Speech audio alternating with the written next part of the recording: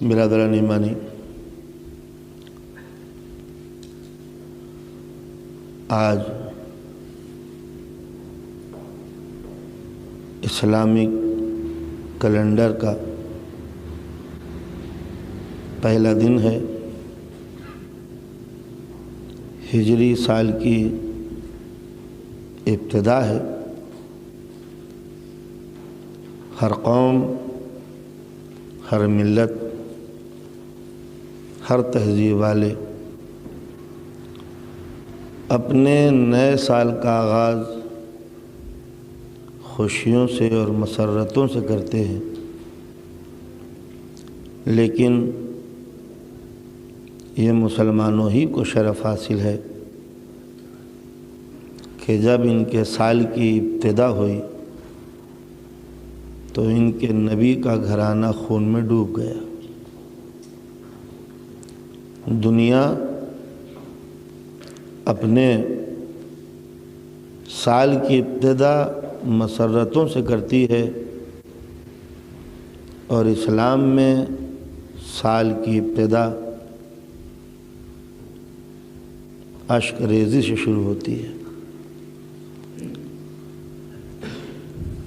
ظاہر ہے کہ مجھے مجلس تو کل ہی پڑھنی ہے، آج تو صرف ابتدا ہے، چند کلمات اور آپ کی زحمت کو تمام کرنا ہے، مصائب کے چند فقرے۔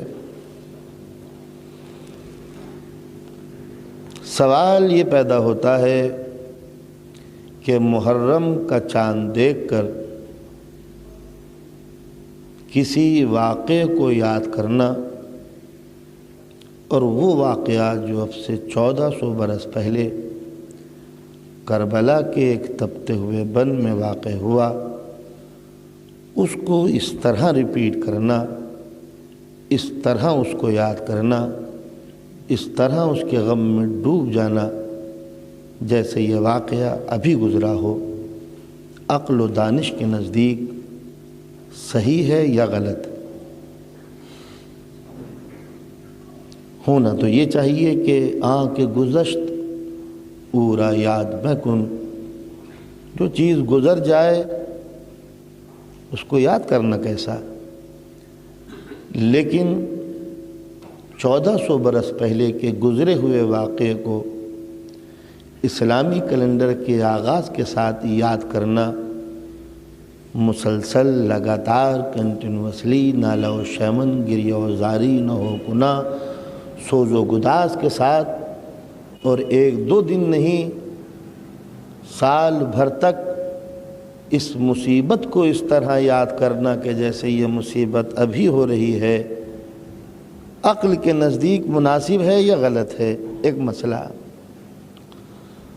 سوال یہ پیدا ہوتا ہے کہ 1400 برس پہلے جو واقعہ کربلا کے تپتے ہوئے بن میں گزرا، اس کو یاد کرنا عقل کے تقاضے کے نزدیک درست ہے یا صحیح ہے؟ پہلا مسئلہ۔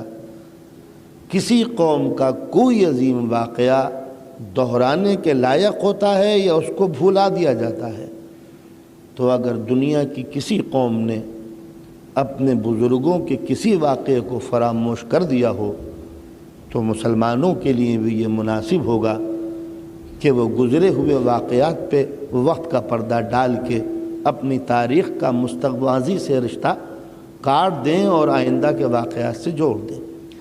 لیکن دنیا کے کوئی قوم، دنیا کے کوئی ملت، کوئی سویلائزیشن، کوئی کلچر، کوئی سماج ایسا نہیں ملے گا کہ جس نے اپنے بزرگوں کی تاریخ اور عظیم کارناموں کے اوپر پردہ ڈال دیا ہو۔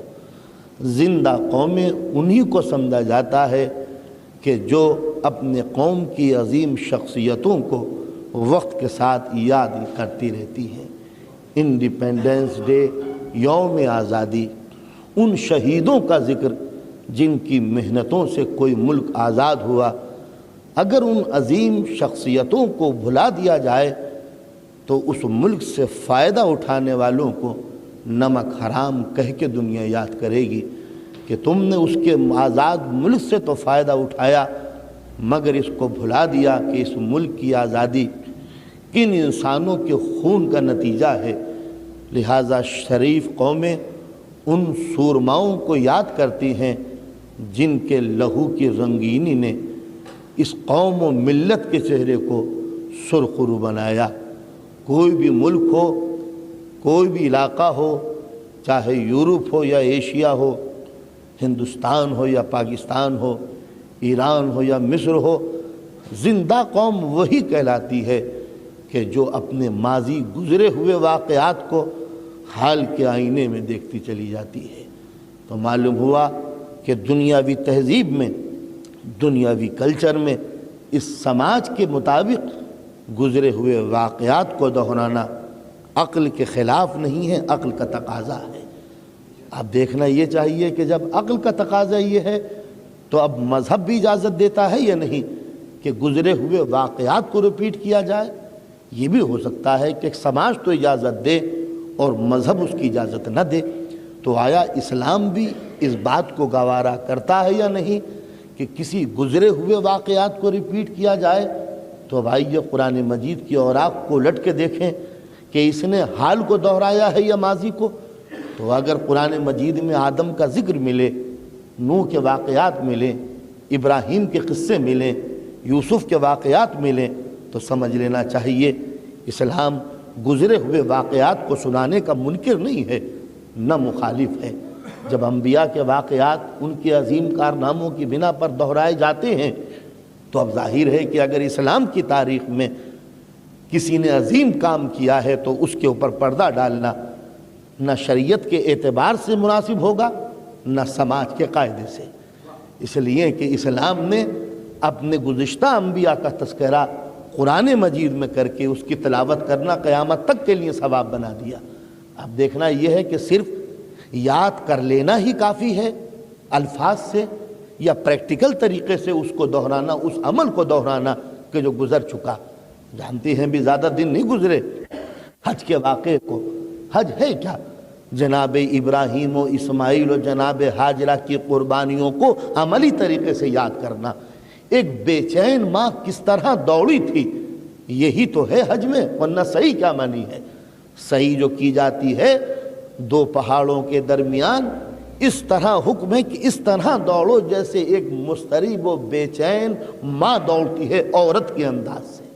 اب ظاہر ہے کہ ممبر پہ اس موشن کو نہیں دہرا سکتا، یعنی وہ کیفیت ظاہر ہو جائے کہ جس سے ایک ماں کی بے چینی کا پتہ چلے۔ یعنی اسی بے چینی کو جب پریکٹیکل طریقے سے دہرائیں گے تو اس کا نام ہوگا ایک حج کا حصہ، جس کو اگر کوئی مسلمان نہ کرے زندگی میں ایک بار تو گنہگار ہے۔ تو معلوم ہوا کہ اگر اسلام کی خاطر، خدا کی خوشنودی کی خاطر ایک ماں اپنے بچے کو پانی پلانے کے لیے دو پہاڑوں کے درمیان پریشان حال دوڑ رہی ہے تو اسلام اس گزرے ہوئے واقعے کو ہر سال زندہ کرتا ہے اور اس کو زندہ کرنے کو عبادت جانتا ہے۔ تو پھر جب ایک ماں کے اضطراب اور بے چینیوں کا نقشہ کھینچنا اسلام میں حرام نہیں ہے، تو اگر کسی بے چین باپ کے ہاتھوں پر ننھا سا لاشا ہے اور وہ مقتل سے خیمے کی طرف، خیمے سے مقتل کی طرف جا رہا ہے، تو روز عاشور اس کا دہرانا نہ بدعت ہو سکتا ہے، نہ شرک ہو سکتا ہے، نہ حرام ہو سکتا ہے۔ تو اندازہ آپ نے لگایا کہ یہ واقعہ کربلا نہ اسلامی نقطہ نظر سے، نہ سماجی نقطہ نظر سے، نہ معاشرتی اعتبار سے، کسی بھی قاعدے سے نہ حرام ہے نہ خلاف عقل ہے۔ تو اب یہاں تک تو ذہن ساتھ دیتا ہے کہ اب سے 1400 برس پہلے کے گزرے ہوئے واقعات کو ہم دہرائیں گے، اس لیے کہ یہ ہمارے بزرگوں کا کارنامہ ہے، یہ ایک اسلام کی زندہ تاریخ ہے۔ اب دیکھنا یہ ہے کہ ان واقعات کو ہم خوش ہو کے یاد کریں یا غمزدہ بن کے یاد کریں۔ بس یہیں سے اختلاف کے دو دھارے شروع ہو جاتے ہیں۔ یہاں تک تو ہر عقل مند ساتھ آئے گا، چاہے وہ زبان سے کہے یا نہ کہے، مگر اسے ماننا ہی پڑتا ہے کہ کربلا میں جو بھی واقعہ گزرا وہ ایسا نہیں ہے کہ جس کو بھلا دیا جائے۔ تو جب یاد کیا جائے تو اب دو رخ ہیں یاد کرنے کے، خوش ہو کے یاد کیا جائے یا غم منا کے یاد کیا جائے۔ ایک یہ کہتا ہے ہاں یاد تو کرو مگر نیا لباس پہن کر، یاد تو کرو مگر سر میں تیل ڈال کر، یاد تو کرو مگر خوشیاں منا کر، یاد تو کرو مگر اچھل کود کر، یاد تو کرو آنکھوں میں سرما لگا کر، خوشبو لگا کر۔ ایک نظریہ یہ ہے کربلا کے واقعے کو اس طرح یاد کر کے رو کہ معلوم ہو کہ واقعاً یہ غم زدہ ہیں۔ یہیں سے دو دھارے ہیں، ایک نظریہ یہ کہتا ہے واقعات کربلا کو پڑھنا ہو تو خوش ہو کے پڑھو، ایک یہ کہتا ہے واقعات کربلا کو پڑھنا ہے تو رو کے پڑھو۔ اس طرح پڑھو کہ معلوم ہو کہ تم غم زدہ ہو۔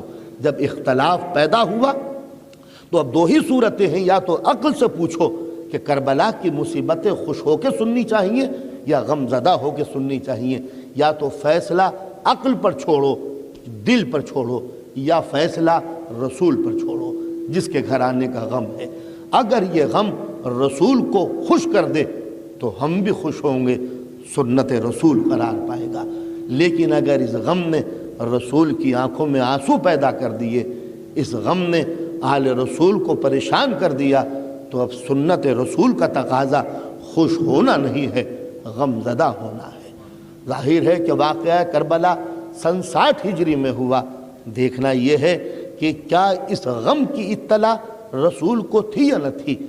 اگر اس غم کا پتہ رسول کو نہ تھا تو پھر نبی کے نبی ہونے میں ہمیں شک ہوگا۔ اس لیے جس رسول کو یہ پتہ ہے کہ آخرت میں کیا ہوگا، اس رسول کو یہ بھی خبر ہونی چاہیے کہ میری وفات کے 50 برس بعد کیا ہوگا۔ اس لیے کہ یہ 50 برس اسلام کی تاریخ کا ایک اہم موڑ ہے۔ کربلا کے اندر جو کچھ بھی ہوا اس کی ذمہ داری رسول کے دین پر ہے، کسی اور پر نہیں۔ اس لیے کہ امام حسین سے جو جنگ لڑی گئی وہ نہ تاج کے لیے لڑی گئی، نہ تخت کے لیے لڑی گئی، نہ دولت کے لیے لڑی گئی، وہ جنگ لڑی گئی صرف نبی کی دین کی آبرو کے لیے، وہ لڑی گئی دین کے آئین کے تحفظ کے لیے، وہ لڑی گئی خانہ کعبہ کے وقار کو بچانے کے لیے، وہ لڑی گئی قرآن مجید کی صحیح تفسیر کے تحفظ کے لیے۔ اگر یہ جنگ دولت کے لیے لڑی جاتی تو ہم کبھی حسین کا غم نہ مناتے۔ اس لیے کہ دولت پرستوں کو یاد کرنا عقل مندوں کا تقاضا نہیں ہے۔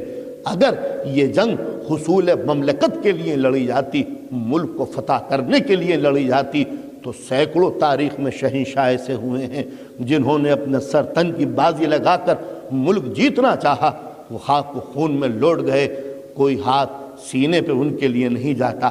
کتنے تاجور تھے جن کے تاج و تخت کھوئے گئے مگر کوئی ان کو یاد نہیں کرتا۔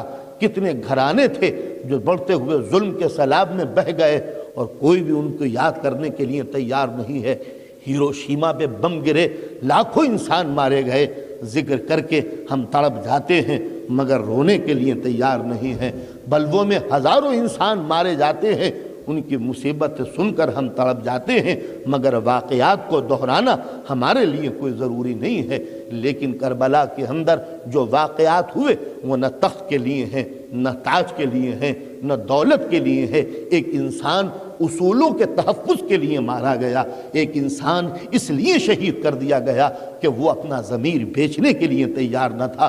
ایک انسان نے اپنا سب کچھ دے دیا صرف اس لیے کہ وہ نبی کے دین کو رسوا کرنا نہیں چاہتا تھا۔ ایک انسان نے جگر کے ٹکڑے دے دیے اس لیے کہ وہ قرآن کی توہین برداشت نہ کر سکا۔ ایک انسان بے وطن ہو گیا اس لیے کہ وہ رسول کے مقدس وطن کو خون میں ڈوبنا ہوا دیکھتا ہوا نہیں چاہتا تھا۔ ایک انسان خانہ کعبہ کے تحفظ سے محروم کر دیا گیا اس لیے وہ کہ نہیں چاہتا تھا کہ فتنہ و فساد کی آگ خانہ کعبہ کے غلاف کو جلا کے خاک کر دے۔ تو ظاہر ہے کہ جس انسان نے مذہب کے اصول کی خاطر اپنا آرام، اپنا گھر، اپنا چین، اپنی اولاد، جگر کے ٹکڑے، مال و اسباب سب کچھ دے دیا ہو، اگر انسانیت نے اس کو بھلا دیا تو دامن شرافت میں پھر رہ کیا جائے گا۔ دنیا انسانیت کے نام کو تانا دے گی کہ جس انسان نے انسان کے سر کو بلند کرنے کے لیے اپنا سب کچھ دے دیا، انسان اس کے لیے 2 لمحے نہیں دے سکتا، 2 وقت نہیں دے سکتا کہ اس کے کارناموں کو صرف یاد بھی کر سکے۔ اس لیے کہ کربلا میں جو خونی واقعہ ہوا، کربلا میں جو شرافت قتل کی گئی، کربلا میں جو انسانیت و شرافت کا خون بہایا گیا، اس کی پوری ذمہ داری مسلمانوں کے اوپر ہے۔ اور صرف اس لیے کہ مسلمان دین میں رہ کر دین کو تباہ کرنا چاہتے تھے۔ لیکن ظاہر ہے کہ جس نے سب کچھ دیا وہ نبی کے دین کے لیے مارا گیا۔ تو جب نبی کے دین کے لیے مارا گیا تو کیا نبی کو بھی اس کی خبر تھی یا نہیں کہ کوئی میرے دین کے لیے مارا جائے گا؟ تو اگر نبی کو خبر نہ تھی تو پھر نبی کو یہ کیسے خبر ہوئی کہ آخرت میں کیا سوال ہوگا، قبر میں کیا سوال ہوگا، کوثر پہ کیا ہوگا، جنت میں کیا ہوگا؟ لہٰذا نبی جو صاحب علم غیب ہے وہ یہ بھی جانتا تھا کہ کربلا میں کیا ہوگا۔ تو جس کو معلوم تھا کہ کربلا میں کیا ہوگا، اس نے حسین کی شخصیت کو اسی انداز سے پیش کیا کہ بھرا ہوا مجمع ہے۔ نبی جس کی ذمہ داری دین پھیلانا ہے، رسول جس کا کام پریچنگ کرنی ہے، وہ رسول جس کی ذمہ داری تلقین و تبلیغ ہے، وہ رسول تقریر کر رہا ہے۔ تقریر کرتے کرتے اس کی نظر آگے جا کے پڑی، تقریر رک گئی، مجمع منتظر ہے کہ اب نبی کیا کہیں گے۔ سرکار دو عالم منبر سے اترے، مجمع کو چیرتے ہوئے آگے بڑھے، ایک بچہ جو گر گیا تھا رو رہا تھا اس کو اٹھایا، منبر پہ لے کے آئے، مجمع سے کہا پہچانو یہ ہے حسین۔ میں پوچھوں سرکار دو عالم آپ کا کام یہ تھا کہ آپ مجمع کو یہ بتائیں کہ خدا کیا ہے، پہچانو اس اللہ کو، پہچانو اس خدا کو، پہچانو اس قرآن کو، پہنچاؤ اس شریعت کو۔ لیکن نبی کا، خدا کا رسول یہ کہہ رہا ہے پہچانو یہ ہے حسین۔ معلوم ہوا کہ اگر نبی کا کام صرف خدا کو پہچنوانا ہوتا تو منبر پر بیٹھ کر اپنے ڈیوٹی آور میں رسول کبھی یہ نہ کہتے کہ پہچانو میرے حسین کو، اس لیے کہ نبی جانتے تھے کہ جب تک کہ حسین کو نہ پہچانو گے خدا کو کیا پہچان سکو گے۔ لہٰذا رسول نے ایک ذریعہ بتا دیا، پہچانو میرے رسول کو، پہچانو میرے حسین کو۔ تو اگر حسین کو پہچاننا شریعت کے دائرے میں نہ ہوتا تو خدا کو ٹوک دینا چاہیے تھا، اے میرے نبی میں کسی حسین کا احسان لینے کے لیے تیار نہیں ہوں، تم میرے نبی ہو، تم خود بتاؤ کہ خدا کیا ہے، یہ کس کو پہچنوا رہے ہو کہ پہچانو میرے حسین کو؟ مگر آیت چپ ہیں، قرآن خاموش ہے، جبرائیل خاموش ہو جاتے ہیں، ایک لفظ نہیں کہا جبرائیل نے کہ نبی تم نے غلط کہا یا صحیح کہا۔ حسین پہچانو میرے حسین کو، صرف گود میں لے کے نہیں کاندھوں پہ بٹھا لیا، صرف کاندھوں پہ نہیں بٹھایا، حالت نماز میں پشت پہ بٹھا لیا۔ تو اگر گود میں بٹھاتے تو ہم سمجھتے کہ نانا کی گود میں نواسا ہے، ہم سمجھ لیتے کہ بیٹی کی محبت میں نبی نے بیٹی کے لال کو گود میں بٹھا لیا۔ لیکن جب حالت نماز میں نماز پڑھاتے وقت رسول نے حسین کو پشت پر بٹھایا اور اتنا طول دے دیا کہ پیچھے صحابہ کرام کی صفوں میں کھلبلی مچ گئی کہ آج یہ حضور کو ہو کیا گیا جو اتنا سجدے کو طول دے دیا۔ نہ جانے کتنے مضطرب سر تھے جو سجدوں سے بے چین ہو کر اٹھے، نہ جانے کتنے بے چین دل تھے جو تڑپ کے دیکھنے لگے کہ ماجرا کیا ہے۔ اب جو سر اٹھا کر دیکھا تو کچھ منظر اچھا نظر نہیں آیا۔ نبی کی پشت پر کوئی اور ہوتا تو شاید دیکھنے کے قابل منظر ہوتا، مگر پشت پر وہ ہے کہ جس کو دیکھنا کوئی زیادہ لائق بات نہیں تھی، تو پھر سجدے میں سر رکھ دیا۔ نماز کے بعد پریشان حال مجمع پوچھتا ہے اللہ کے رسول آج ہو کیا گیا تھا جو سجدے کو اتنا طول دے دیا؟ مجمع کا یہ پوچھنا کہ ہو کیا گیا تھا یہ خود ثبوت تھا، گویا جیسے مجمع کو معلوم نہیں ہے کہ کیوں دیر ہوئی۔ تو نبی چاہتے تو اس کو ذرا ٹرن دے دیتے، پتہ نہیں تم کو کہ کیا ہو گیا تھا، وہی آ رہی تھی، جبرائیل بیٹھے ہوئے تھے، راز و نیاز کی باتیں ہو رہی تھی، خدا سے ملاقات ہو رہی تھی، کوئی بھی بہانہ کر دیتے تاکہ یہ راز رہتا اور مجمع کو پتہ نہ چلتا کہ نبی نے نبی ہونے کی حیثیت سے ڈیوٹی آور میں اپنے نواسے کو کاندھے پر بٹھا کر کہیں معاذ اللہ نماز کی توہین تو نہیں کی۔ لیکن اگر مجمع نے یہ کہا ہم کو نہیں معلوم کہ سجدے کو طول کیوں دیا، تو نبی نے کہا تم کو نہیں معلوم کہ میری پشت پر حسین آ کے بیٹھ گیا تھا۔ اور اگلا فقرہ قیامت کا ہے، میں نے چاہا کہ سر سجدے سے اٹھا دوں مگر کیا کروں، ایک طرف جبرائیل تھے ایک طرف میکائیل تھے، کہہ رہے رہے تھے اللہ کے رسول جب تک بچہ اپنی مرضی سے نہ اترے سر اٹھانے کا حکم نہیں ہے۔ تو معلوم یہ ہوا کہ حسین کی محبت کوئی نانا اور نواسے کے رشتے کی بنا پر نہیں ہے۔ کوئی یہ نہ کہے کہ نبی کی ایک بیٹی تھی، اس بیٹی کا یہ بیٹا تھا، لہٰذا یہ بلڈ ریلیشن کی بنا پر نبی نے اپنے نواسے کو کاندھے پہ بٹھایا تھا۔ نہیں، یہ تو حسن اتفاق بائی چانس ایک بات تھی کہ جس کو قدرت نے شہید بنایا تھا اس کو نواسا بھی بنا دیا، جس کو معبود نے امام بنایا تھا اس کو بیٹی کا بیٹا بھی بنا دیا، جس کے ذریعے سے دین بچانا تھا اس سے دل کی دھڑکنیں بھی وابستہ ہو گئی۔ یہ تو ایک چانس تھا، قدرت کا انعام تھا نبی کے اوپر کہ لوگ کس شہید کو تم کاندھوں پہ بٹھاؤ گے، جو شہید ہے وہی نواسا بھی ہوگا۔ صلوات علی محمد و آل محمد۔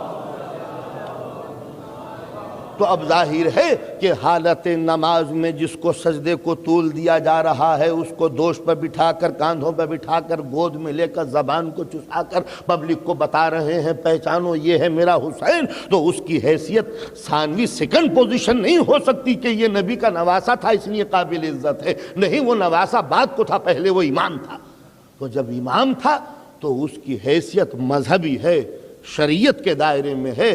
اب رسول پر بھی ضروری ہے کہ وہ اپنے اس حسین سے محبت کرے کہ جس کی شہادت کا رنگ ان کے دین کی آبرو کو بچا لے گا۔ اس لیے رسول نے کہا حسین منی و انا من الحسین، اسی واسطے کبھی کہا فاطمۃ بضعۃ منی، فاطمہ میرا ایک حصہ ہے، کبھی کہا علی منی و انا منہ، میں علی سے ہوں علی مجھ سے ہے۔ یہ ساری باتیں اس لیے نہ تھی کہ یہ داماد تھا یا وہ بیٹی تھی یا وہ نواسے تھے یا وہ بیٹی کے بیٹے تھے، اس لیے نہیں کہ ان سے کوئی خونی لگاؤ تھا۔ خونی لگاؤ کا اسلام میں کوئی احترام نہیں ہوتا۔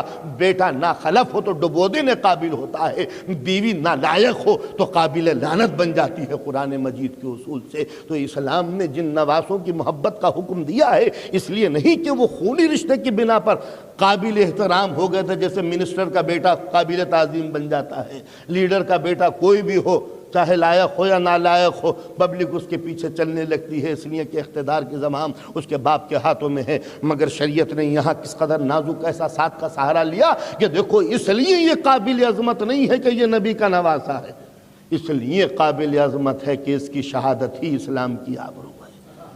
تو نبی کو کوئی اختیار نہیں ہے اپنی زندگی میں کہ وہ کسی سے محبت کرے خود مختار ہو کر، کسی کو کاندھے پہ بٹھائے بغیر مرضی الہی کے۔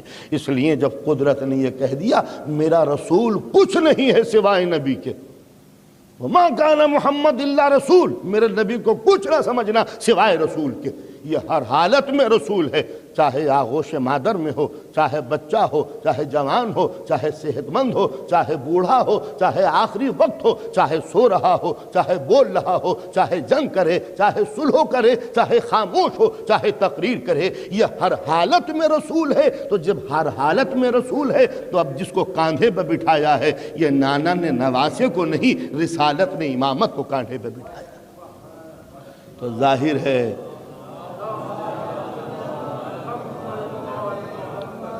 تو جب یہ رشتے ہوئے کہ حسین منی وانا من الحسین، علی منی وانا منہ، فاطمہ بضعۃ منی، فاطمہ میرا ایک حصہ ہے، علی مجھ سے ہے میں اس سے ہوں، حسین مجھ سے ہے میں اس سے ہوں۔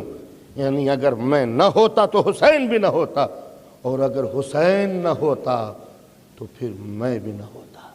تو یہ سارے واقعات تقریر کے دوران اتر کے اپنے نواسے کو گود میں بٹھا لینا، کاندھے پر سوار کرنا، زلف ہاتھوں میں دے دینا، اور بچے ضد کریں کہ اونٹ کی آواز نکالیے تو اسی انداز سے بولنا، تو کیا رسول کو یہ حق تھا کہ وہ ان کی محبت میں آ کر وہ ساری حرکتیں کر جاتی اور خدا خاموش رہتا؟ اس لیے کہ جب قدرت یہ کہہ رہی ہے وَمَا يَنْتَقُ عَنِ الْهَوَىٰ إِنْ هُوَ إِلَّا وَحْيٌ يُوحَىٰ، میرا نبی زبان نہیں کھولتا جب تک کہ میرا حکم نہ ہو جائے، وہ ما رمیتا اذ رمیتا ولکن اللہ رما، میرا نبی اگر ہاتھوں سے کنکریاں پھینکے تو یہ میرے نبی کی حرکت نہیں ہے، یہ تو ہمارا اشارہ ہے۔ وہ ما تشاؤون الا ان یشاء اللہ، ان کے دل میں کوئی تمنا انگڑائیاں ہی نہیں لیتی مگر جب تک کہ ہم وہی نہ کریں یا ہماری مرضی نہ ہو۔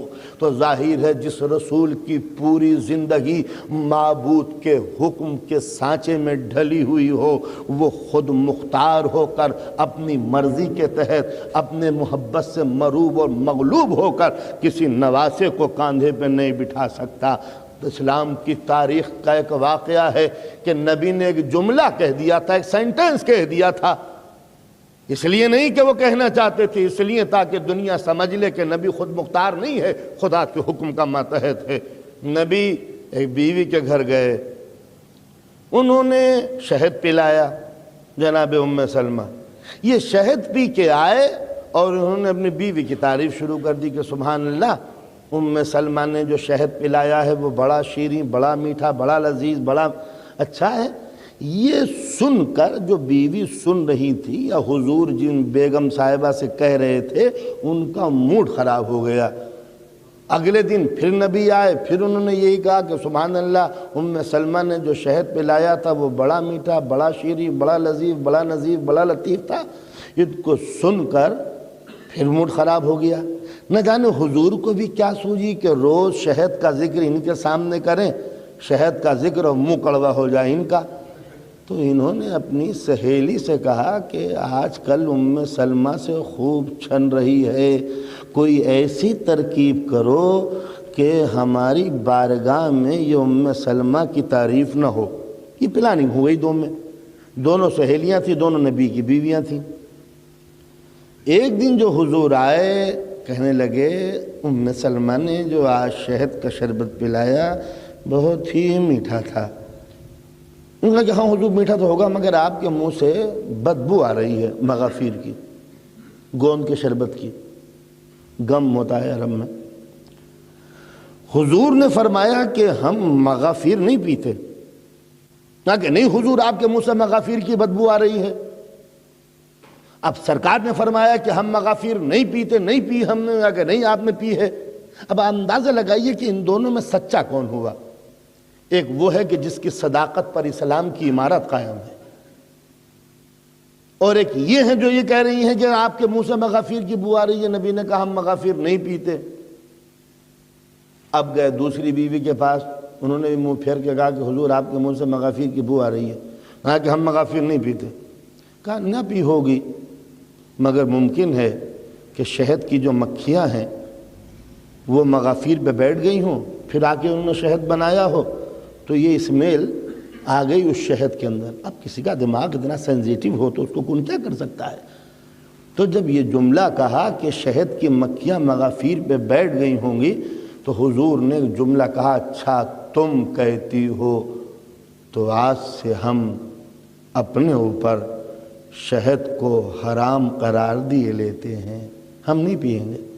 ذرا جملے ملاحظہ فرمائیے کہ تم کہتی ہو تو شہد کو حرام قرار کر دیں گے، یہ نہیں کہا کہ ہم مغافیر نہیں پئیں گے۔ اس کے معنی ہے کہ نبی نے جو پہلے مرتبہ کہا تھا وہ سچ کہا تھا، ورنہ یہ کہتے کہ بھئی ہم مغافیر نہیں پئیں گے، جلدی میں ہم نے کہہ دیا تھا۔ انہوں نے کہا کہ آپ نے مغافیر پی ہے، نبی نے کہا ہم نے مغافیر نہیں پی، شہد پیا ہے۔ ایگریمنٹ اس پر ہوا، نبی نے کہا اچھا تم کہتی ہو تو آج سے ہم شہد کو اپنے اوپر حرام قرار دے لیں گے۔ اس جملے کا کہنا تھا کہ ایک مرتبہ جبرائیل نے آ کے دامن تھام لیا، اللہ کے رسول یہ کیا کہہ دیا؟ قرآن مجید کا حکم ملاحظہ فرمائیے، یا ایھا النبی لما تحرم ما احل اللہ لک تبتغی مرضات ازواجک، اے میرے نبی یہ تم کو حق کس نے دیا، یہ رائٹ کس نے دیا کہ جو چیز اللہ نے تمہارے لیے حلال بنائی ہے تم اس کو حرام قرار دے لو؟ وہ بھی اگلا جملہ بڑا قیامت کا ہے، وہ بھی اپنی بیویوں کو خوش کرنے کے لیے، لمرضات ازواجک، اپنی بیوی کو خوش کرنے کے لیے تم نے اس چیز کو حرام قرار کیوں دے لیا جس کو ہم نے حلال بنایا تھا؟ تو آپ نے اندازہ لگایا، نبی کو جملے واپس لینے پڑے۔ تو اس سے یہ پتہ چلا کہ نبی اپنی پرائیویٹ لائف میں بھی خود مختار نہیں ہے۔ ظاہر ہے کہ اندرونی بات تھی، نبی کس طرح 11 بیویوں کو کنٹرول کر رہے ہیں، اس پالیسی کو آؤٹ کرنا کوئی مصلحت سمجھ میں نہیں آتی۔ اس واقعے کا قیامت تک پڑھا جانا یہ بھی کوئی خوبی کی بات نہیں ہے، اس لیے کہ جن باتوں کا پبلک کو پتہ نہ تھا قرآن مجید میں ذکر آ کر وہ ہمیشہ کے لیے پتہ چل گیا کہ نبی نے اپنی بیویوں کی خوشنودی کی خاطر ایک چیز کو حرام قرار دے لیا تھا، مگر بندہ پرور اس سے یہ پتہ چلا کہ نبی گھر میں ہو یا باہر ہو خود مختار نہیں ہے۔ اگر نبی اپنی مرضی سے کوئی جملہ کوئی سینٹنس کہہ بھی دے تو قرآن روک دیتا ہے، جبرائیل منع کر دیتے ہیں، حکم الہی آ کر نبی کو روک دیتا ہے۔ تو زندگی میں ایک جملہ کہا تھا جو قرآن نے ٹوک دیا۔ نبی زندگی بھر ایک فقرہ کہتے رہے، حسین منی و انا من الحسین، فاطمہ بزۃ منی، علی منی و انا منہ۔ اگر یہ سارے سینٹنس، یہ تمام آئے حدیث ہے، یہ تمام فقرے اگر خدا کی مرضی کے خلاف تھے تو قرآن نے کیوں نہ ٹوکا؟ پروردگار عالم نے منع کیوں نہ کیا؟ جبرائیل نے آ کے یہ کیوں نہ کہا رسول تم اللہ کے محبوب ہو، تمہیں یہ حق نہیں ہے کہ تم کسی کو محبوب بناؤ یا کسی کو کاندھے پر لیے پھرو؟ تو معلوم ہوا نبی کا زندگی بھر حسین سے محبت کرنا یہ کوئی پرائیویٹ بات نہ تھی، بلکہ یہ حکم خدا سے تھی کہ میرے نبی تم اس نواسے کو نہیں میرے امام کو کاندھے پہ بٹھا دو۔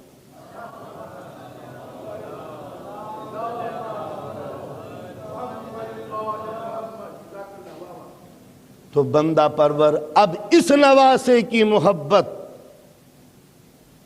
اب یہ شریعت کے دائرے میں ہے کہ جس طرح قرآن سے محبت کرنا اسلام، کعبے سے محبت کرنا اسلام، مدینے سے انسیت رکھنا اسلام، نماز کا پڑھنا دین، اسی طرح اس نواسے کی محبت بھی اب شریعت کے دائرے میں ہے۔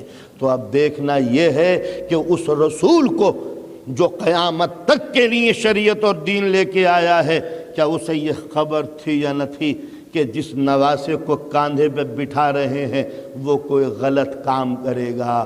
اس لیے کہ جن کا نظریہ یہ ہے کہ معاذ اللہ خاکم بدہن، امام حسین نے اس زمانے کے امیر کی بیعت نہ کر کے غلطی کی تھی، تو رسول کو کوئی حق نہ تھا کہ جو 50 برس کے بعد امام غلطی کرنے والا ہو اس کو کاندھے پہ بٹھا لیں یا اس کو سجدے کو طول دے دیں۔ اس لیے کہ سجدے میں کاندھے پہ بٹھانا یہ اس بات کی ضمانت ہے کہ دنیا ادھر سے ادھر ہو سکتی ہے مگر حسین کی عصمت میں کوئی فرق نہیں آئے گا۔ اس لیے کہ قدرت کو یہ ٹوک دینا چاہیے تھا کہ میرے نبی جس بچے کو تم کاندھے پر بٹھا رہے ہو وہ 40 برس کے بعد یہ ہنگامے کرے گا کہ یزید جیسے نیک مسلمان خلیفہ سے جا کے وہ جنگ کرے گا۔ قدرت کو ٹوک دینا چاہیے تھا، مگر ارباب کرم اسلام کی تاریخ گواہ ہے کہ حسین پیدا نہ ہوئے تھے جو رسول نے حسین کا غم منانا شروع کر دیا۔ یہ بچہ پیدا ہوا تو سب سے پہلے ولادت کی خبر جب ملی تو نبی نے حسین کی شہادت کا ذکر کیا، میری بیٹی یہ تیرا لخت جگر کربلا میں شہید ہوگا۔ نبی بھی رو رہے ہیں، فاطمہ بھی رو رہی ہیں، مجمع کے سامنے نبی بچے کو گود میں لیے بیٹھے ہیں اور ایک مرتبہ کہتے ہیں اے مسلمانوں پہچانو میرے اس حسین کو اور خدا لعنت کرے اس شخص پر جو میرے بچے کو 3 روز کا بھوکا پیاسا شہید کرے گا۔ اے دوستو میری سمجھ میں نہیں آتا کہ جس چاہنے والے مجمع کے سامنے بیٹھ کر رسول یہ فرما رہے ہیں کہ میرے بچے کو ایک شخص ذبح کرے گا تو کوئی مجمع میں سے یہ نہیں پوچھتا کہ ذبح کرنے والا کون ہوگا۔ اگر میں لندن کے مومنین کے سامنے یہ بیان کروں دوستو، جب میں مجلس سے باہر نکلوں گا تو کچھ آدمی مجھے قتل کریں گے یا ماریں گے، میں نہیں سمجھتا کہ میرا وہ کون سا مجلس سننے والا دوست ہو سکتا ہے جو مجھ سے یہ نہ پوچھے کہ مولانا ہماری زندگی میں بھلا آپ کو تکلیف کون پہنچائے گا، ہم آپ کو بلانے والے ہیں، آپ کے مدعو کرنے والے ہیں، تو ہم یہ کبھی گوارا نہیں کریں گے کہ آپ کی توہین ہو اور ہم چپ بیٹھے رہیں۔ تو جب ایک گنہگار خطا کار مولوی کے لیے یہ جذبات پائے جاتے ہیں کہ اگر میں یہ کہوں کہ کوئی مجھے تکلیف پہنچائے گا تو ہر آدمی یہ پوچھتا ہے کہ وہ کون ہے جو تکلیف پہنچا رہا ہے. تو نبی یہ کہہ رہے ہیں یہ میرا بچہ مارا جائے گا، اور مجمع میں سے کوئی بھی چاہنے والا دوست یہ نہیں پوچھتا کہ قاتل کون ہے جو ان کو قتل کرے گا. فطرت انسانی کے خلاف ہے کہ نبی یہ کہہ رہے ہیں یہ میرا بچہ مارا جائے گا، اور کوئی یہ نہیں پوچھتا کہ قاتل کون ہے، کون مارے گا. اللہ کے نبی کیا ہم زندہ ہوں گے؟ یہ گستاخی کیسے گوارا کر لیں گے کہ آپ کی بیٹیاں بے مقنعو چادر برہنہ ہار قیدی بنا کر مسلمانوں کے شہروں میں پھرائی جائیں؟ وہ کون ظالم ہوگا؟ نبی کا یہ کہنا کہ ان پر ظلم ہوگا، اور مجمع کا یہ نہ پوچھنا کہ ظالم کون ہے. دو ہی صورتیں ہیں، یا تو یہ سب قاتل تھے جو سن کر چپ ہو گئے، یا پھر تاریخ نے اس واقعے کو چھپایا کہ کچھ آدمیوں نے پوچھا ہوگا کہ قاتل کون ہے. تو ظاہر ہے کہ جو شہادت سے پہلے جس کی مجلس غم بپا ہو گئی ہو، تو شہادت کے بعد اس کی اگر مجلس غم بپا ہے تو نہ شرک ہے، نہ کفر ہے، نہ حرام. نبی کا زندگی کے ہر موڑ پر یہ پہنچانا کہ یہ میرا لال ذبح ہوگا، شہید ہوگا. ماں کو مبتلا غم کیا، باپ کو شہادت کی خبر سنائی. صحابہ کرام کو پتا تھا کہ یہ بچہ شہید ہوگا، مردوں کو نہیں عورتوں کو خبر تھی کہ یہ لال مارا جائے گا. اس لیے کہ جب حسین نے یہ کہا کہ نانی میں جا رہا ہوں، تو ام سلمہ نے کہا میرے لال کہاں چلے؟ کہا عراق. کہا میرے لال عراق نہ جانا، اس لیے کہ تمہارے نانا نے خبر دی ہے کہ تم شہید کیے جاؤ گے. تو آپ نے اندازہ لگایا.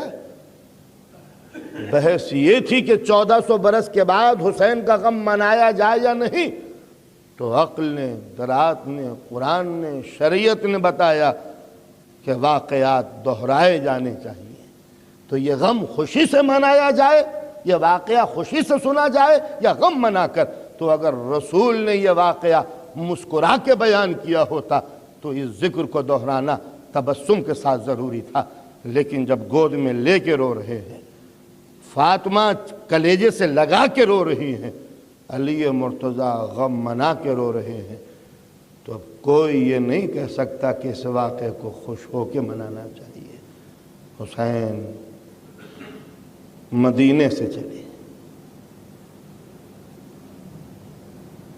ام سلمہ کے سامنے آ کے بیٹھے، نانی میں جا رہا ہوں. کہا میرے لال کہاں چلے؟ کہا عراق. کہا عراق؟ حسین ایک دن کا واقعہ ہے، بیٹھ جاؤ میں تمہیں سناؤں. تم چھوٹے سے تھے، تمہارے نانا کا یہ حکم کہ آج ہماری طبیعت ناساز ہے، کسی کو نہ آنے دینا. حسین وفادار بیوی ہونے کے ناطے میں در پر بیٹھ گئی. جو بھی صحابی آتا میں منع کر دیتی کہ آج حضور کی طبیعت ناساز ہے، کسی سے ملاقات نہیں کریں گے. سب چلے گئے. حسین تم چھوٹے سے تھے، آنے کے بعد کہا نانی سلام. میں نے جواب سلام دیا. میں نے کہا میرے لال آج تمہارے نانا کی طبیعت ناساز ہے، چلے جاؤ پھر آ جانا. کہا کیا نانا نے منع کیا ہے؟ کہا میرے لال حضور نے منع فرمایا ہے کہ کسی کو نہ آنے دینا. حسین تمہاری پیاری پیاری آنکھوں میں آنسو آ گئے. تم نے رو کے کہا نانی کیا ہمارے لیے بھی یہی حکم ہے؟ کہا بیٹا یہی فرمایا ہے نبی نے کہ کوئی نہ آنے پائے. حسین تم زیادہ دور نہ گئے تھے کہ جو نبی کی آواز آئی ام سلمہ میرے جگر کے ٹکڑے کو ہٹا دیا تم نے. حسین میں لرز گئی، دوڑتی ہوئی پہنچی. حسین چلو تمہیں نانا بلا رہے ہیں. کہا نہیں نانی ہمارے نانا کی طبیعت ناساز ہے، نہ سب کو منع کر دیا لہٰذا ہم بھی جا رہے ہیں. کہا میرے لال غلطی ہو گئی کنیز سے، میں یہ نہ سمجھی تھی کہ جگر کے ٹکڑوں کے لیے حکم اور ہوتا ہے، غیروں کے لیے حکم اور ہوتا ہے. حسین چلو. میں تمہیں لے کے آئی، نبی کے پاس پہنچی. نبی نے تم کو لے کے سینے پہ لٹا لیا. مجھے حکم دیا ام سلمہ دروازہ بند کر دو. میں دروازہ بند کر کے خاموش ہو کے بیٹھ گئی. کچھ دیر گزری تھی جو میں نے نبی کے رونے کی آواز سنی. میں کھڑی ہو کے پوچھنے لگی اللہ کے رسول میرے ماں باپ آپ پر سے قربان ہو جائیں، خیر تو ہے؟ قوم سلمہ اندر آؤ۔ میں جب اندر گئی حسین میں نے عجیب حال دیکھا کہ تمہارے نبی کے بال بکھرے ہوئے ہیں، زار و قطار رو رہے ہیں، چاک گریبان ہے، رنگ زرد ہو چکا ہے۔ میں نے دونوں ہاتھ جوڑ کے کہا اللہ کے رسول یہ کیا حال تغیر ہے؟ عجیب جملہ کہا ام سلمہ ابھی آنکھ لگی تھی، جبرائیل امی آئے تھے، کہنے لگے اللہ نے یہ اطلاع دی ہے کہ جس حسین کو سینے پہ لٹا کر پیار کر رہے ہو اچھی طرح پیار کر لو، اس لیے کہ ایک دن وہ ہوگا کہ جب سینہ رسول نہ ہوگا تو جلتی ہوئی ریتی پر تمہارا حسین اسی حالت میں ذبح ہوگا کہ پس پشت پس گردن خنجر چلایا جائے گا۔ بس یہ سننا تھا کہ رسول کی آنکھوں میں آنسو آ گئے اور ام سلمہ بھی رونے لگی۔ ایک مرتبہ جملہ کہا ام سلمہ جبرائیل امی یہ مٹی دے گئے ہیں، دیکھو اس مٹی میں میرے خون کی بو آتی ہے، اور یہ کہہ گئے ہیں کہ جس دن یہ مٹی خون ہو جائے سمجھ لینا کہ حسین میرا مارا گیا کربلا میں۔ حسین اس دن سے اس مٹی کو میں نے شیشے میں رکھ لیا اور اس دن سے گھبراتی ہوں کہ کہیں قضا و قدر تمہیں عراق نہ لے جائے۔ میرے لال ہر طرف جانا مگر عراق نہ جانا۔ اتنا سننا تھا کہ امام نے کہا نانی کیا آپ دیکھنا چاہیں گی کہ کربلا کے اندر کیا ہوگا؟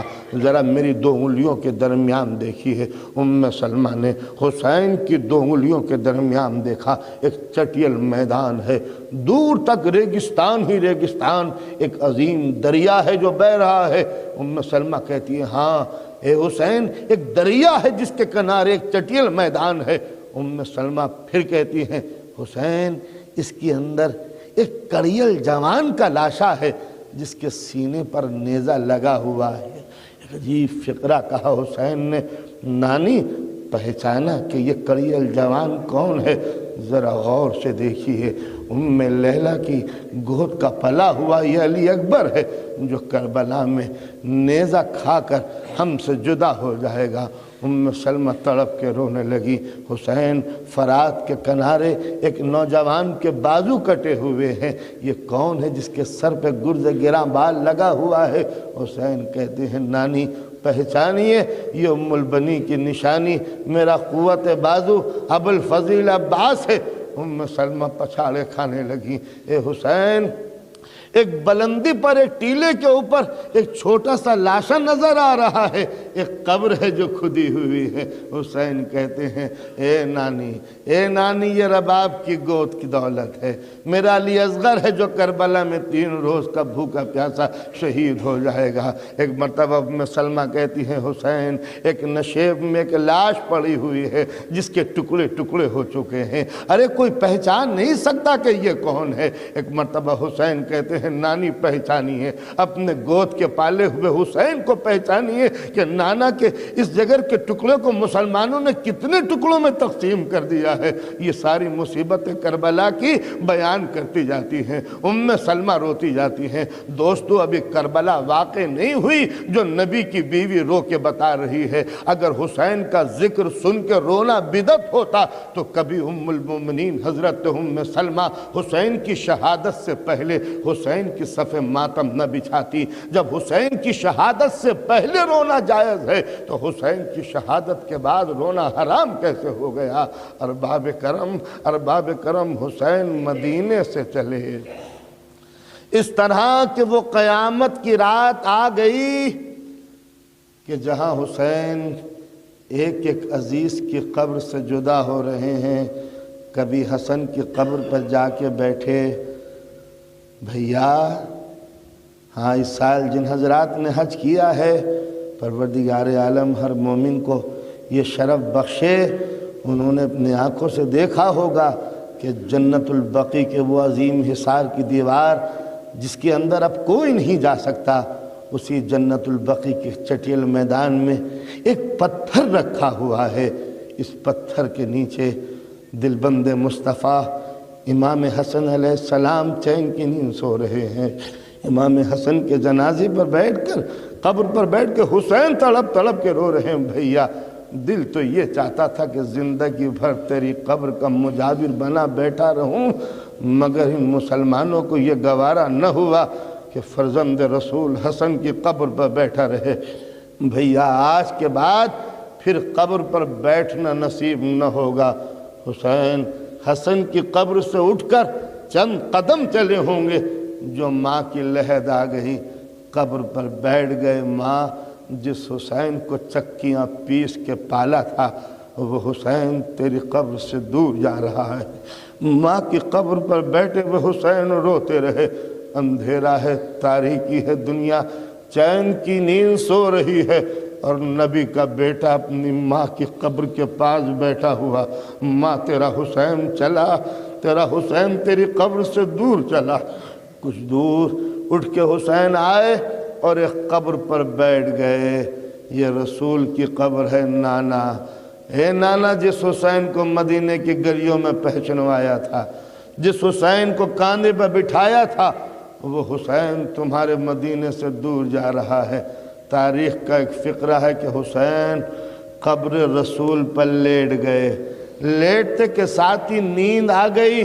خواب میں کیا دیکھتے ہیں کہ قبر شگافتہ ہوئی ہے، نبی قبر سے برآمد ہوئے ہیں، چاک گریبان ہیں، بکھرے ہوئے بال ہیں، آستینیں کونیوں تک پلٹی ہوئی ہیں، خاک گرد آلود ہے۔ ایک مرتبہ کہتے حسین چلو مدینے سے چلو، مگر میرے لال تم اکیلے نہیں ہو مدینے سے جانے والے، تمہاری دکھیاری ماں بھی تمہارے ساتھ ہے، تمہارا غریب بھائی امام حسن بھی ساتھ ہے، مظلوم علی تمہارے ساتھ ہے، اور میں بھی تمہارے ساتھ قبر سے اٹھ کے چلوں گا۔ یہ کہہ کر حسین کی آنکھ کھلی، روتے ہوئے قبر رسول سے آئے۔ نماز کا وقت ہوا، نماز ادا کی۔ ایک مرتبہ ابوالفضل عباس کو بلایا، عباس عماریاں بلائی جائیں۔ ناقے بلائے گئے، عماریاں نصب ہوئیں۔ مدینہ ہے جو روتا ہوا امڑ آیا۔ آج بچے کو بھی معلوم ہے کہ یہ پنجتن پاک کی آخری نشانی مدینے سے جا رہی ہے، اور تو تڑپ رہی ہیں کہ فرزند رسول کو پھر آنا نصیب نہ ہوگا۔ مرد پچھاڑے کھا رہے ہیں۔ ایک مرتبہ حسین نے آواز دی، عباس ان مدینے والوں سے کہہ دو کہ اپنے اپنے گھروں کو چلے جائیں، اتنا مجمع رو رہا ہے۔ عباس کس کس کو سمجھائیں؟ ہاتھوں کو جوڑ کے کہتے ہیں مولا مجمع بے چین ہے، اس کو ہٹائیں کیسے؟ حسین ایک مرتبہ کہتے ہیں عباس ارے کیا تم کو نہیں معلوم کہ مقدرات عصمت کی سواریاں آنے والی ہیں؟ ہم یہ پسند نہیں کریں گے کہ زینب و کلثوم کے سروں پر کسی کی نظر پڑے۔ ایک غیرت مند امام، آپ کو یہ گوارا نہ ہوا کہ زینب کی رضا پر مدینے والوں کی نظر پڑے۔ ہائے میرے مولا، دل پر کیا گزرا ہوگا کہ جب یہی زینب و کلثوم ہیں، یہی مسلمان ہیں، کوفے کا بازار ہے، ایک منادی ندا کر رہا ہے، یہ زینب ہے، یہ ام کلثوم ہے، یہ رباب ہے، یہ رقیہ ہے۔ عباس کا حکم ہوا، مجمع چلا گیا۔ چھوٹے چھوٹے بچے آ کے عماریوں میں بیٹھ گئے، کنیزیں آئیں اور عماریوں میں سوار ہو گئیں۔ ایک معظمہ آگے بڑھی، ایک مرتبہ حکم دیا جناب قاسم کو، میرے لال اپنی ماں کو سوار کرو۔ جناب قاسم نے ماں کو بٹھایا۔ پھر ایک معظمہ تشریف لائی، حسین نے آواز دی علی اکبر اپنی ماں ام لیلہ کو سوار کرو۔ علی اکبر نے اپنی ماں کو عزت کے ساتھ بٹھایا۔ پھر ایک معظمہ تشریف لائیں، آواز دی علی اکبر ارے رباب کو عزت کے ساتھ بٹھاؤ۔ علی اکبر نے ماں کو بٹھایا۔ ایک ایک بی بی آتی رہی، کبھی علی اکبر کو، کبھی جناب قاسم کو، کبھی اون محمد کو مولا حکم دیتے رہے۔ ایک مرتبہ ایک معظمہ تشریف لائیں، حسین نے آواز دی عباس ام کلثوم کو ہماری میں بٹھاؤ۔ عباس آگے بڑھے، علی کی بیٹی کو سوار کیا۔ تاریخ کہتی ہے ایک سب سے آخر میں ایک معظمہ گھر سے باہر نکلی، پردہ اٹھا تھا جو سر سے لے کے پیر تک برقعے میں ملبوس ایک معظمہ جمائی، جیسے قیامت آ گئی ہو۔ مولا کھڑے ہو گئے، علی اکبر، اونو محمد، اے عباس، اے قاسم، ارے چاروں طرف سے تم حلقہ کر لو۔ کوئی دو زانو ہو کے بیٹھا، کسی نے مہار ناکہ پکڑی۔ عباس ایک طرف کھڑے ہو گئے، قاسم پشت پر تھے، اونو محمد نے ماں کے نزدیک آ کر سلام کیا۔ حسین زینب کے بازو پکڑ کے عماری کے نزدیک لائے۔ زینب نے عماری میں قدم رکھا اور مڑ کر ایک مرتبہ اپنے ماں جائے کو دیکھا، جیسے کہہ رہی ہوں بھیا جس عزت کے ساتھ لیے جاتے ہو اسی عزت کے ساتھ پھر مدینے لے کے آنا، مگر عزادارو جس عزت کے ساتھ بیویاں گئی تھی پھر عزت کے ساتھ آنا نصیب نہ ہوا۔ آج رباب کو بٹھانے والے ہیں، کل رباب کو اتارنے والا کوئی نہ ہوگا۔ آج لیلہ کو سوار کیا ہے مگر کوئی سوار کرنے والا نہ ہوگا۔ ارے سب گئے اور آپ کوئی واپس نہ آیا۔ حد تو یہ ہے کہ رباب کی گود کا وہ 6 مہینے کا بچہ بھی تو واپس نہیں آیا۔ ارباب کرم، مصیبت جھیلتا ہوا یہ قافلہ مدینے سے چلا۔ راستے میں شام ہوئی، ایک دن مولا تشریف فرما ہے، کرسی پہ بار بار نظر اٹھتی جاتی ہے کوفے کی طرف، کچھ بے چینیاں بڑھ رہی ہیں، کبھی کرسی پہ بیٹھتے ہیں کبھی ٹہلنے لگتے ہیں۔ ایک مرتبہ امام نے دیکھا کوفے کی طرف سے گرد اڑتی ہوئی آ رہی ہے۔ امام نے حکم دیا ابوالفضل عباس میرے بھائی ذرا جا کے دیکھو، شاید کوفے کی سمت سے کوئی قاصد آ رہا ہو۔ عباس آگے بڑھے، کوفے کی سمت سے آنے والے ایک سوار کو آواز دی، بھائی حکم معصوم یہ ہے کہ ملاقات کر کے جانا۔ گھوڑے سوار نے رخ کیا مولا کی طرف، مولا کو سلام کیا۔ امام نے پوچھا کہ بھائی کہاں سے آ رہے ہو؟ کہا مولا کوفے کی سمت سے۔ کہا کوفے کی سمت سے آئے ہو تو کیا میرے بھائی مسلم کی بھی کچھ خبر ہے؟ اتنا سننا تھا کہ آنے والے نے چاروں طرف نظر اٹھائی، مولا ذرا ان سب کو ہٹا دیجئے، آپ سے کچھ راز کی بات کہنی ہے۔ امام کہتے نہیں ان سب کے سامنے بیان کرو کہ تم نے کوفے میں کیا دیکھا۔ ایک مرتبہ بیان کرنے والے نے زمین پر بیٹھ کر سر سے امامہ اتار دیا، مولا جب کوفے سے چلا تھا تو یہ منظر دیکھا تھا کہ مسلم کے پیروں میں رسی بندھی ہوئی ہے اور بچے مسلم کا جنازہ کوفے کے بازاروں میں گھسیٹ رہے ہیں۔ بس اتنا سننا تھا کہ بنی ہاشم کے نوجوان تڑپ گئے، ایک کوہرام مچ گیا اور سب نے ماتم کرنا شروع کیا، مسلم کی یاد میں رونا شروع کیا۔ مولا نے حکم دیا ارے ذرا کوئی زینب کو آواز دے۔ جناب زینب کو بلایا گیا، زینب کو مسلم کی سنانی سنائی اور ایک مرتبہ کہتے ہیں زینب ذرا مسلم کی بچی کو بلا لو۔ جناب زینب گئیں، مسلم کی بچی کو لے کے آئیں۔ امام نے بچی کو سینے سے لگایا، پیار کیا۔ سکینہ کی سہیلی تھی لہذا سکینہ بھی پہلو میں کھڑی ہوئی ہے۔ ایک مرتبہ مولا نے حکم دیا زینب ہم چاہتے ہیں کہ اس بچی کو گوشوارے پہنا دیں، بندے اپنے ہاتھوں سے پہنائیں۔ زینب نے بندے لا کے دیے، اپنے ہاتھوں سے اس بچی کے کانوں میں بندے پہنائے۔ خاندان اہل بیت کی بچی ایک مرتبہ سر اٹھا کے کہتی ہے ماں مولا سے اے چچا کیا میں یتیم ہو گئی؟ ارے اس لیے کہ آپ تو اس طرح پیار کر رہے ہیں جیسے یتیموں کے ساتھ کیا جاتا ہے۔ اے مولا غضب ہو گیا، اس لیے کہ جب یتیم کے کانوں میں بندے پہنائے، سکینہ بھی پہلو میں کھڑی ہے۔ سکینہ کو اتنا احساس ہوا کہ جب کوئی بچی یتیم ہو جاتی ہے تو کانوں میں گوشوارے پہنائے جاتے ہیں، مگر مولا جب کانوں سے گوشوارے چھینے گئے اور سکینہ کے رخساروں پہ تماچے مارے تو سکینہ نے پلٹ کے کہا رے کیا میں یتیم ہو گئی جو میرے کانوں کے گوشوارے چھین رہے ہو؟ اجرکم اللہ۔ عزاداران امام مظلوم، یہ پہلی کربلا کی مصیبت تھی جو حسین نے سنی۔ کوہرام بیویوں میں مچ گیا، ایک قیامت مچ گئی۔ ایک خیمے سے تڑپ تڑپ کے رونے کی آواز آ رہی تھی۔ ایک بیوی کہہ رہی تھی اے فضا ارے جا کے ذرا میرے عباس کو آواز دے لے۔ فضا آئی اور ایک مرتبہ کہتی ہے اے عباس ارے تمہاری بہن تم کو بلا رہی ہے۔ عباس گئے، ایک مرتبہ خیمے میں قدم رکھا، زوجائے مسلم نے سر اٹھایا۔ آپ کو معلوم ہے کہ مسلم کی بیوہ عباس کی سگی بہن تھی۔ اے بھیا تمہارے ہوتے ہوئے میں پردیس میں بیوہ ہو گئی۔ عباس نے ہاتھ قبضہ شمشیر پہ رکھا، اے بہن تیرے سہاگ کی قسم جب تک کہ مسلم کے خون کا بدلہ نہ لے لوں گا چین سے نہ بیٹھوں گا۔ ادھر قسم کھائی تھی جو مولا نے کاندھے پہ ہاتھ رکھ دیا، اے عباس قسم نہ نہ کھانا، میرے شیر قسم نہ کھانا۔ اے عباس تم کو کیا معلوم کہ کربلا سے پہلے ہی، کوفے سے پہلے ہی کربلا واقع ہوگی۔ ارباب کرم بس ایک مصیبت بیان کروں گا اور زحمت کو تمام۔ یہ قافلہ کربلا گیا، کربلا اجڑ گئی، اور جب 11ویں محرم کو سید سجاد کے ساتھ یہ قافلہ گیا تو ایک مرتبہ چلتے چلتے بیمار کربلا رک گئے، نظر اٹھائی، در کوفہ پر نظر جم گئی، زینب نزدیک آئیں،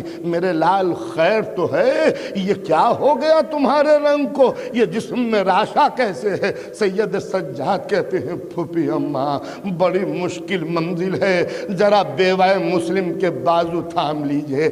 زینب گئیں، بیوہ مسلم کے بازو تھامے اور ایک مرتبہ اشارہ کیا در کوفہ پر۔ اب جو بیوہ مسلم نے نظر اٹھائی تو کیا دیکھتی ہے کہ مسلم کا لاشا در کوفہ پر آویزہ ہے۔ ایک مرتبہ بیوہ مسلم آگے بڑھی، مسلم کے جنازے کو سلام کیا، اے صاحب ایک بیوہ کا سلام قبول کر لو۔ اور ایک مرتبہ اگلا جملہ بڑا قیامت کا کہا، اے مسلم اللہ نے ہمیں 4 بیٹے دیے تھے، 2 تمہارے ساتھ تھے، 2 میرے ساتھ۔ اے مسلم جو بیٹے میرے ساتھ تھے اپنے ساتھ لائی ہوں وہ پہچانو، وہ نوکے نیزہ پہ ننھے ننھے سر ہیں، مگر مسلم یہ بتا دو کہ میرے 2 بیٹے کہاں ہیں؟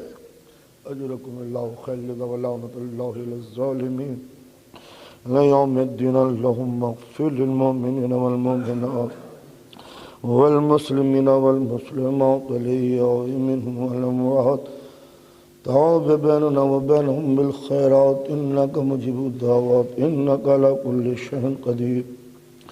یا اللہ یا اللہ یا اللہ، الہی بتصدق محمد و آل محمد ہمارے گناہوں کو معاف فرما، پالنے والے ہمیں نیکیوں کی توفیق عطا ہو۔ کریم سید سجاد کا واسطہ ہم میں جو بیمار ہوں ان کو شفاء کامل عطا فرما، پالنے والے جو بے اولاد ہوں علی اصغر کا تصدق ان کو اولاد نرینہ عطا فرما، پالنے والے ان کے کاروبار میں برکت عطا ہو، ان کی عزت و آبرو میں اضافہ ہو، ان کے جان و مال کو محفوظ رکھنا، پالنے والے اس ملک میں ہمارے مذہب کو، ہمارے شعار کو، ہمارے دین کو ہمارے ہاتھوں سے جانے نہ دینا، پالنے والے خدا نخواستہ ہم میں جو بے نمازی ہوں ان کو عبادت گزار بنا دے، جن پر حج واجب ہو چکا ہو اس کو اس مقدس فریضہ سبق دوش فرما، پالنے والے ہمارے مقامات مقدسہ کو ظالموں کی نگاہوں سے محفوظ کرنا، ہمارے بیٹوں کو علم و عمل سے ہمکنار کرنا، ہماری بیٹیوں کو عزت و آبرو عطا فرمانا۔ کریم ہم جب تک زندہ رہیں ہمارے دلوں میں محبت اہل بیت قائم ہو، اور جب ہمارا دم نکلے ہم تیرے نبی کی شریعت کے اوپر چلنے والے ہوں۔ کریم دنیا میں رہیں تو اہل بیت کا بن کے رہیں، اور جب اس دنیا سے گزریں تو اہل بیت کے ساتھ ہمارا حشر ہو۔ اے کریم اب اس کا ظہور جلد ہو جو تیری آخری حجت ہے۔